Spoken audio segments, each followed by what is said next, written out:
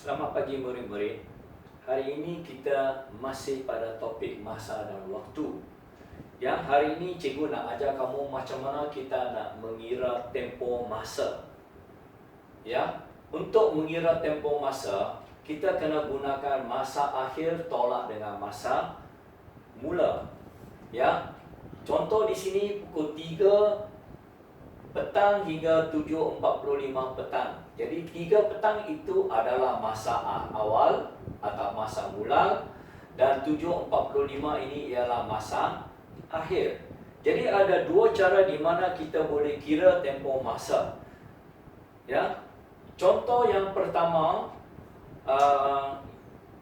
yang kita boleh gunakan untuk mengira tempoh masa ialah pukul 3 hingga 7.45 petang.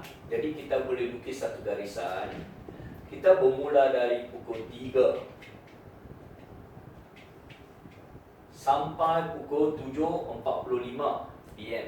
Jadi pukul 3 sampai pukul 4 PM ini ialah 1 jam.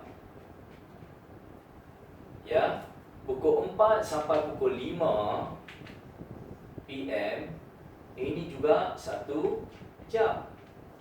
Dan pukul 5 sampai pukul 6 PM ini juga 1 jam. Dan pukul 6 sampai pukul 7 PM, dari 6 sampai pukul 7 ini juga 1 jam. Dan dari 7 sampai 7.45 PM, ya, 7.45 PM, yang ini bukan 1 jam. Pukul 7 sampai 7.45 ini ialah 45 minit. Jadi kalau kita kira di sini 1 jam di sini, 1 jam di sini, 1 jam di sini, 1 jam di sini, campur semua ini kita ada 4 jam. Ya, 1 campur 1 campur 1 campur 1 ialah 4. 4 jam 45 minit. Ya, inilah jawapan. Inilah cara pertama di mana kita mengira tempoh masa. Okey, cara yang keduanya ialah kita gunakan jam pengiraan T. Okey, 3 PM kalau kita tukar sistem 12 jam ini kepada sistem 24 jam, jadi kita tambah 12 jam di sini. Jadi kalau kita tambah 12 jam, ini ialah jam 15 sifar-sifar. 7.45 PM, ya, ini ialah sistem 12 jam. Kalau tukar pada sistem 24 jam, kita kena tambah 12. Mengapa saya tambah 12 jam? Kerana ini sudah sebelah petang. Jadi bila saya tambah, ia akan menjadi 19.45. So ini ialah jam 19.45. Jadi dari jam 15 sifar-sifar sampai jam 19.45, berapakah tempoh masa? Jadi kita nak gunakan jam pengiraan T. Ini contoh pertama, ini contoh kedua. Jam pengiraan T, di sini kita letak jam, di sini kita letak minit. Ya. Jadi seperti mana tadi saya beritahu kamu, right, untuk pengiraan tempoh masa kita kena gunakan masa akhir tolak dengan masa mula. Masa akhir, inilah masa akhir. Ya, masa akhir ialah 1945 tolak dengan masa mula, iaitu 15 sifar-sifar. Kalau saya tolak, kita boleh lihat, ya, 5 tolak dengan sifar ialah 5, 4 tolak dengan sifar 4. Di sini 9 tolak dengan 5, kita dapat 4. Ya, 9 tolak dengan 5 kita dapat 4. So jawapannya ialah 4 jam 45 minit. Jadi jawapannya ialah 4 jam 45 minit. Jadi cara guna ini, kita menggunakan apa yang kita kata pengiraan jam T. Ya, jawapan ini sama dengan jawapan di sini. Ya, okey, saya akan tunjukkan contoh yang lain.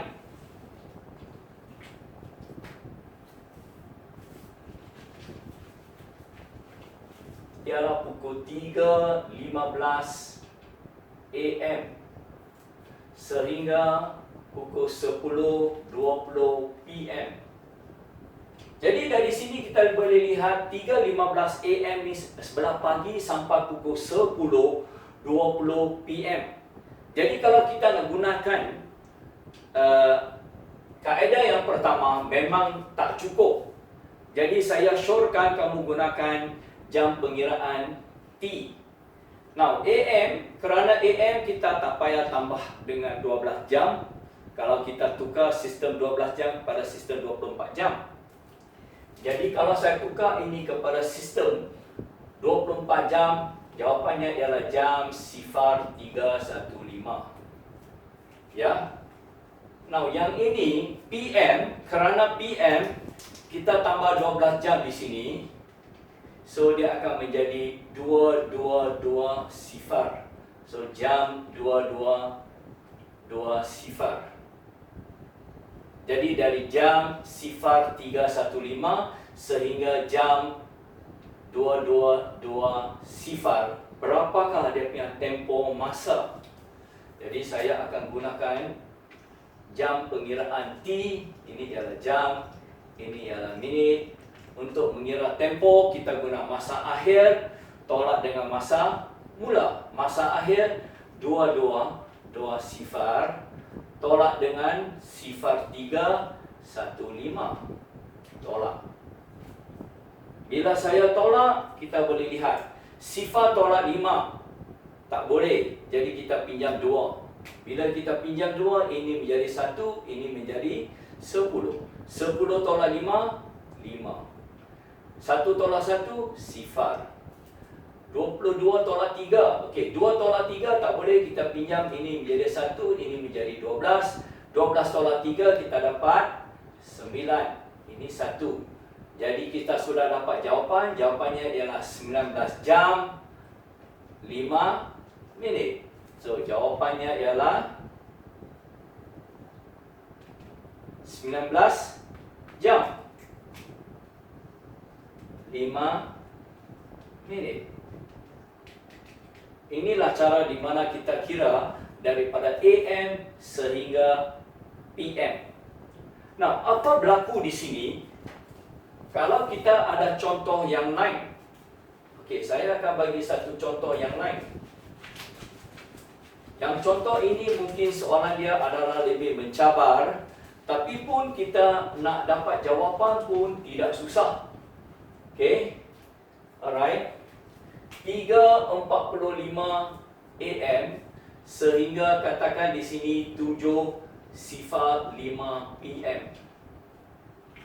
Alright, seperti mana saya beritahu kamu tadi, kita tukar ini kepada sistem 24 jam.